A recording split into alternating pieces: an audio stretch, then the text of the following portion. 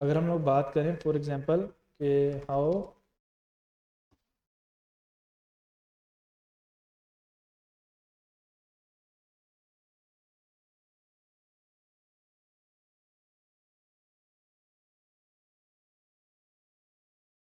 एक मिनट के अंदर तकरीबन 7 लाख मैसेज व्हाट्सएप के ऊपर सेंड हो रहे हैं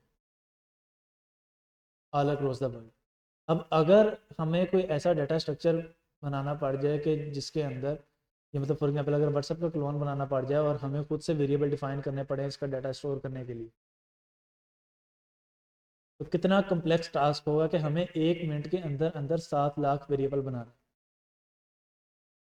अब उन 7 लाख वेरिएबल का नाम भी डिफरेंट होना चाहिए हर वेरिएबल का, और उसके अंदर जो वैल्यू यूज़र सेंड कर रहा है वो ऑटोमेटिकली आ जाएगी।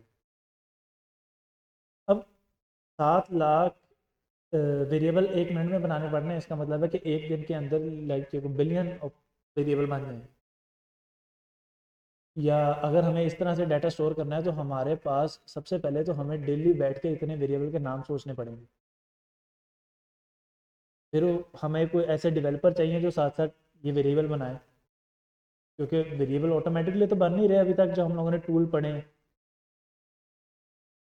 अब हमें कोई एक ऐसी चीज़ चाहिए या एक ऐसा टूल चाहिए जो हमारे लिए जो वेरिएबल्स हैं वो ऑटोमेटिकली बनाता जाए। वो वेरिएबल ऑटोमेटिकली क्यों बनाता जाए, ताकि हमें ये वाला काम ना करना पड़े। जैसे यूज़र आए कोई चीज़ एंटर करे वो ऑटोमेटिकली हमारे लिए एक वेरिएबल बना दे और उस वेरिएबल में सेव कर दे, और जब हमें उसे गेट करना हो तो हम उसे इजीली गेट भी कर सकें। क्योंकि अगर हमें हर दफ़ा वेरिएबल बनाना पड़ रहा है तो इसका मतलब है कि हमारे पास जब हम कोई एप्लीकेशन बना रहे हैं कोई सॉफ्टवेयर बना रहे हैं तो 24 घंटे डेवलपर्स बैठे होने चाहिए। अगर हम लोग एक वेरिएबल बना रहे हैं तो मेरा ख्याल है कि हमें 10 सेकंड तो लग ही जाते हैं वेरिएबल का नेम इक्वल टू और उसकी वैल्यू लिखने में 5 सेकंड लग जाते होंगे। तो अगर मैं 5 सेकंड में एक वेरिएबल बना रहा हूँ और मुझे एक मिनट के अंदर मैक्सिमम 12 या 15 वेरिएबल बना लूँगा, तो 7 लाख वेरिएबल बनाने के लिए हमें कितने डेवलपर रिक्वायर्ड हों, और उन डेवलपर का कितना जेन चलना चाहिए कि वो हर वेरिएबल का यूनिक नाम सोच सके। क्योंकि अगर नेम सेम हो जाएगा तो डाटा जो पुराने वाला मैसेज है वो अपडेट हो जाएगा।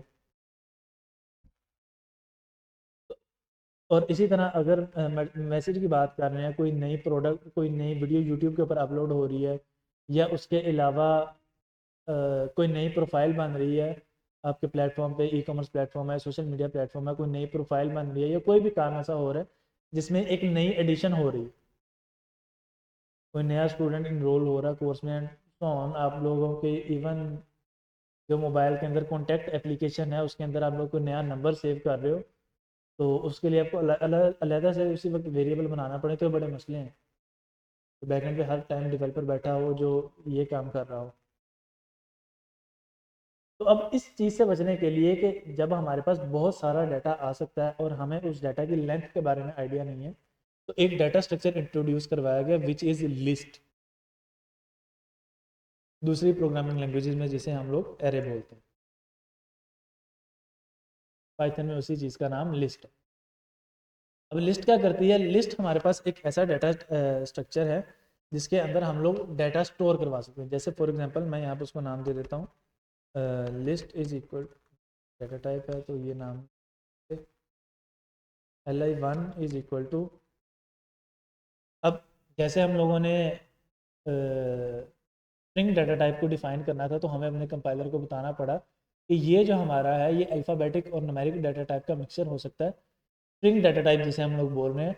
अब वो डिफाइन करने के लिए हमें कुछ स्पेशल करेक्टर लगाने पड़े जिससे हमारे कंपाइलर को अंदाज़ा हुआ कि ये स्ट्रिंग है। वो स्पेशल करेक्टर क्या थे, single inverted comma, double inverted comma, triple inverted comma and so on. तो अब इसी तरह अगर हमें एरे डिफाइन करनी है तो उसके लिए हमें स्क्वायर ब्रैकेट्स लगानी पड़ेंगी, सॉरी लिस्ट डिफाइन करनी है उसके लिए हमें स्क्वायर ब्रैकेट्स लगानी पड़ेंगी। स्क्वायर ब्रैकेट्स जब हम लोग लगाएंगे तो हमारे कंपाइलर को पता चल जाएगा कि अब जो यूज़र है या जो डेवलपर है वो एक लिस्ट डिफाइन करने जा रहा है। इस लिस्ट का मकसद क्या है कि बहुत सारे जो वेरिएबल्स हैं वो मैं एक साथ इकट्ठे कर दूँ।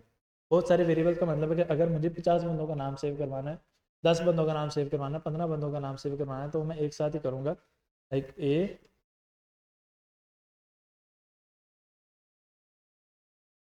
वीव सर्वर, और अगर मुझे अगला वेरिएबल बनाना है तो जहाँ पर मेरी एक वैल्यू ख़त्म हो रही है उस इन्वर्टेड कॉमा के बाद सिंपल कॉमा और दोबारा इन्वर्टेड कॉमा लगा के मैं वो वैल्यू लिखना शुरू करूँगा। लाइक लेट्स से अहमद है और उस्मान आ जाएगा,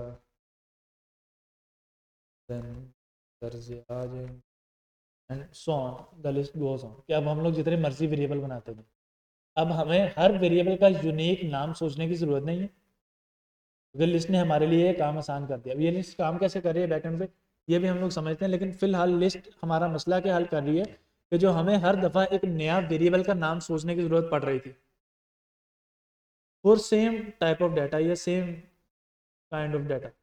अगर मुझे नाम स्टोर करवाने हैं तो मुझे बार बार अलग अलग नाम सोचने की जरूरत पड़ती थी। Let's say name 1, name 2, name 3, name 4, name 5 and so on. हर दफ़ा वेरिएबल बनाना पड़ रहा था। वो काम मेरा लिस्ट ने आसान कर दिया। लिस्ट कहता है कि तुम एक दफ़ा वेरिएबल बनाओ, उसको एरे डाटा टाइप में डिक्लेयर या लिस्ट डाटा टाइप में डिक्लेयर करो, और मैं ऑटोमेटिकली तुम्हारे लिए वेरिएबल बनाता जाऊँ। अब ये रैम में जगह कैसे रिजर्व कर रहा है, जो हमारे पास लिस्ट है इन पाइथन या एरे जो दूसरी प्रोग्रामिंग लैंग्वेजेस में है, वो सिक्वेंशली रैम में जगह रिजर्व करते हैं। सिक्वेंशली का मतलब है कि वो एक सीक्वेंस में डब्बों को रिजर्व करेगा। फॉर एग्जांपल 1, 2, 3, 4, 5 वैल्यू है, तो ये 5 डब्बे एक सीक्वेंस में करेगा। जब भी ये रैम के पास जाएगा ये फाइंड करेगा कि 5 डब्बे उसे मिल जाए। फॉर एग्जांपल अगर वो यहाँ से वैल्यू ऐड करना शुरू करता है तो वो चेक करेगा कि क्या इससे बाद 4 डब्बे खाली मुझे मिल रहे हैं, लेकिन अगर नहीं मिल रहे चौथे में वैल्यू एग्जिस्ट करती है, वो किसी और जगह पे शिफ्ट करेगा। इसी तरह करते करते फॉर एग्जांपल उसको जगह मिलती है ये वाली, अब वो एक सीक्वेंस में ही रैम में जगह रिजर्व करेगा। वो कहीं पर भी हो सकता है। अब अगर मैं इसके अंदर एक और वैल्यू ऐड करता हूँ, फॉर एग्जांपल गाने आए, तो अब वो कोशिश करेगा कि उसके बाद उसको 6 वाला जो बॉक्स है वो यहाँ पर ही मिल जाए। लेकिन अगर ये ऑलरेडी रिजर्व है किसी और एप्लीकेशन में, कोई और एप्लीकेशन इसको यूज़ कर रही है, तो ये पिछले 5 भी वहाँ से डिलीट करेगा और किसी नई जगह पर लेके जाए 6 के 6।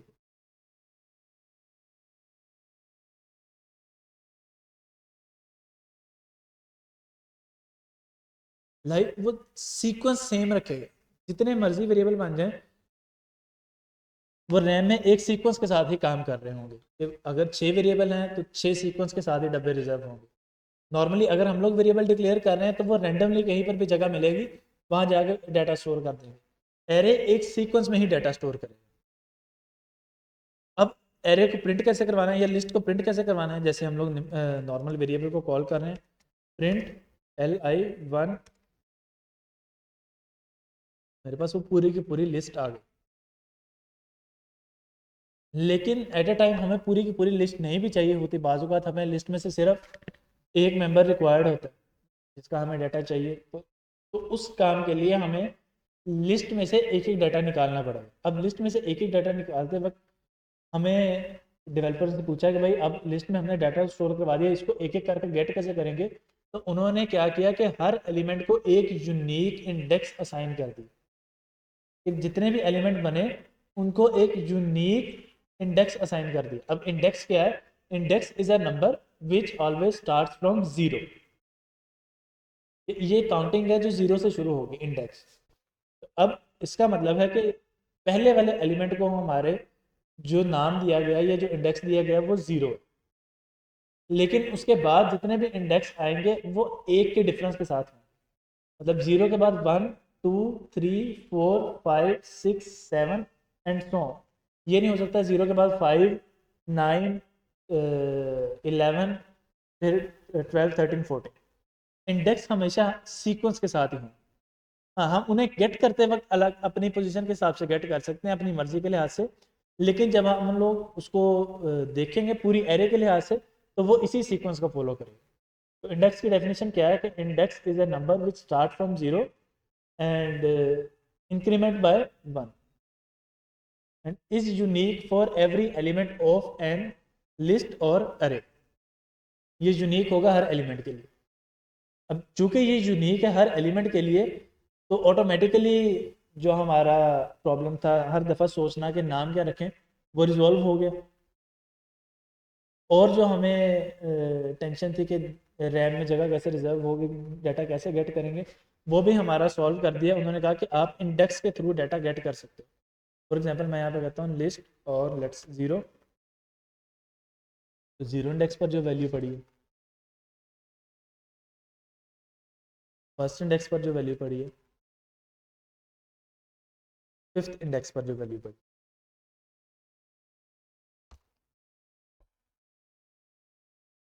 सिक्स इंडेक्स पर कोई वैल्यू नहीं पड़ी, तो उसने मुझे list index out of range कि आपने जो इंडेक्स पास किया है वो लिस्ट की रेंज से बाहर है।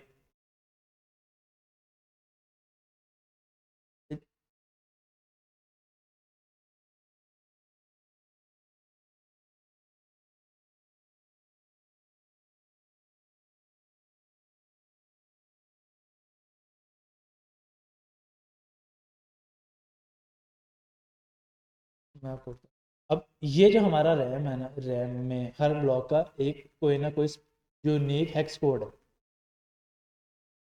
अब उस यूनिक हेक्स कोड का फॉर एग्जांपल जो मतलब 6 एलिमेंट है, अगर एक लिस्ट में 10 एलिमेंट है, 15 एलिमेंट है, 20 एलिमेंट है, 100 एलिमेंट है, 1000 एलिमेंट है, जितने भी एलिमेंट हैं वो एक सीक्वेंस में ही आएंगे। उस सीक्वेंस का जो सबसे पहला बॉक्स होगा या जो सबसे पहला ब्लॉक होगा उसका जो भी नंबर होगा, लेट्स से मैं यहाँ पे कहता हूँ एक्स, एक्स कोड में 0001,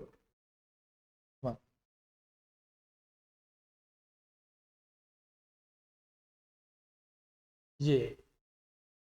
अब बाकी एलिमेंट्स इसके बाद पढ़े यूनिक, मतलब एक सीक्वेंस में पढ़े, तो अब ये लिस्ट काम कैसे करती है? जो लिस्ट वेरिएबल है वो ऑटोमेटिकली बाइंड होता है सिर्फ और सिर्फ इस रेफरेंस के साथ, यानी कि हमारा जो एल आई वेरिएबल है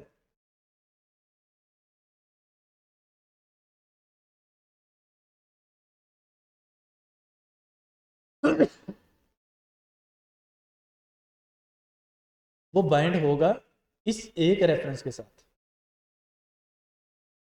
लेकिन जब भी हम लोग लिस्ट को कॉल करेंगे तो वो पूरी की पूरी एरे को प्रिंट कर देगा। अब जब हम लोग इंडेक्स को पास करते हैं तो बेसिकली ये काम कैसे करता है बैकएंड पे? ये काम करता है, एक मिनट,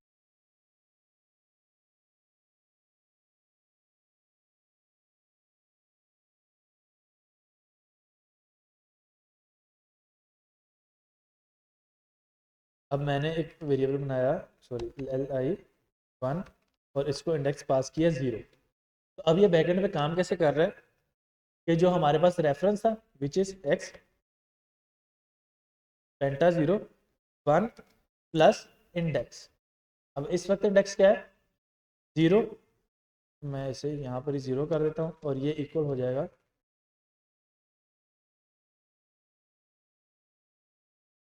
तो अब ये जो हमारे पास पैरामीटर में वैल्यू सेव है इस वाले रेफरेंस पे वो प्रिंट करवा दो। फिर उसके बाद अगर मैं करता हूँ L I one one is equal to X plus one is equal to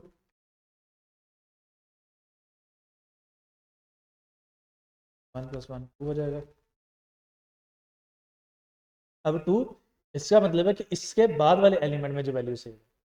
इसी तरह अगर एक और ऐड कर दूंगा मैं इंडेक्स में, तो उसके बाद वाले डब्बे में जो वैल्यू सेव, एक और ऐड करूंगा इंडेक्स में तो उसके बाद वाले डब्बे में जो value save, and so on up to this. अब अगर मैं कोई एक ऐसा इंडेक्स ऐड कर देता हूँ, लेट्स से मैं यहाँ पर 6 ऐड कर देता हूँ, 6 इक्वल टू 7। अब 7 इसकी रेंज से ही बाहर है। जो लिस्ट है इस वक्त वो है 1 से लेकर 6 तक एग्जिस्ट कर रही है, 7 वाला उसकी रेंज से ही बाहर है, इसलिए वो एरर थ्रो कर।